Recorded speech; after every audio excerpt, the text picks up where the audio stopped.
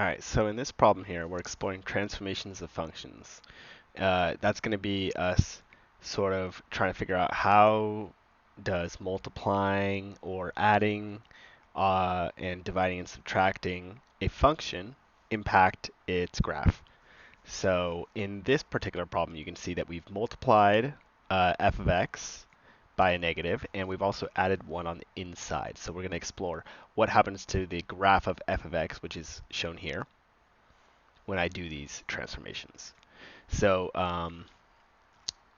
to start off, let's look at the negative.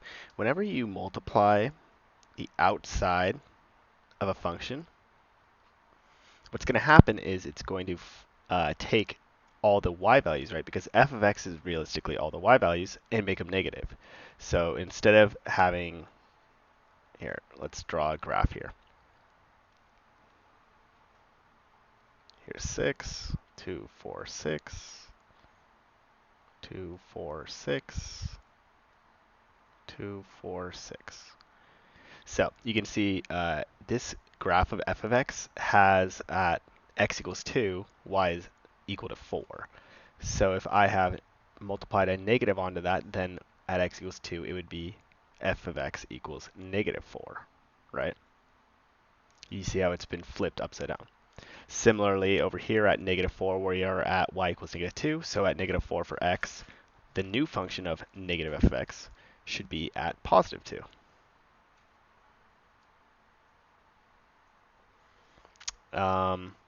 Interestingly enough, what you'll see is that actually, oh, there should be my value 2. Interestingly enough, what you'll see is this. Basically, if f of x was 0, right, like at negative 2, the y value is 0 here, then multiplying by a negative won't change anything. So all the x-intercepts at negative 2, at 4, and at negative 6, those should all still be the same. So I can then see that, okay, from this point to my intercept, it goes through. From this point to my intercept, it goes through. And this is a graph of negative f of x. Now, what about what happens when I add 1 on the inside? So what's going to happen here is if I add 1 on the inside, it's going to actually shift my function to the left. Now, let's see why that's the case. So this was f of x. So then over here, I'm going to sketch. Let me move it. Let me move my page a little bit. Over here, I'm going to sketch negative f of x plus 1. Let's see what happens when I add 1 on the inside. So we have 2, 4, 6, 2, 4, 6, 2, 4, 6, 2, 4, 6. 6, 6, negative 6, negative 6. So let's take a look at this point right here at 2 comma negative 4, right? So when x is 2, f of x is, or negative f of x is negative 4. What's interesting is that if I've added 1 on the inside of my function, what do I need x to equal to be actually plugging 2 in? So we know that negative f of 2 is equal to negative 4, right? But here, because I have x plus 1, I only need 1 plus 1. 1 plus 1 is 2, so that should equal negative 4. So what's the x value? It's 1. So over here at 1, it's been moved to negative 4. See how it has been moved to the left one place? Similarly, we'll keep going with it, right? See how when x is 4, negative f of x was 0? Well, now if x was 3, 3 plus 1 is 4. F of 4 is 0. So at 3 here, my function is at 0. So see how it's been moved to the left by 1 unit? We can keep going with this. At negative 2 for x, the function is 0. However, in order to get negative 2, I need my x to be actually negative 3, right? Because negative 3 plus 1 is negative 2. So at negative 3 is where I'm at 0.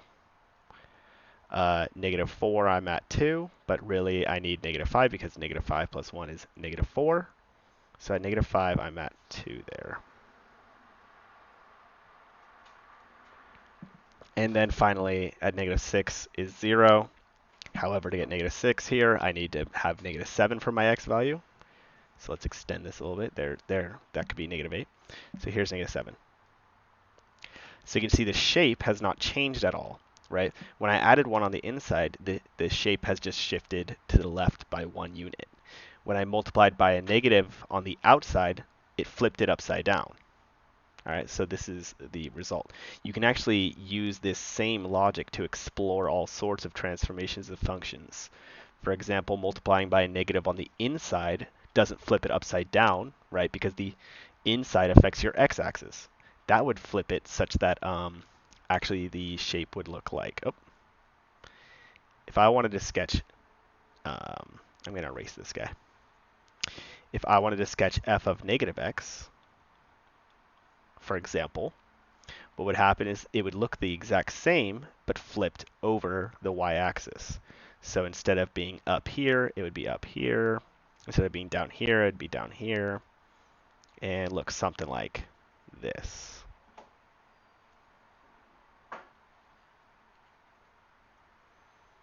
Right? Just a mirrored image. You can continue to do this with all sorts of things for transformations of functions.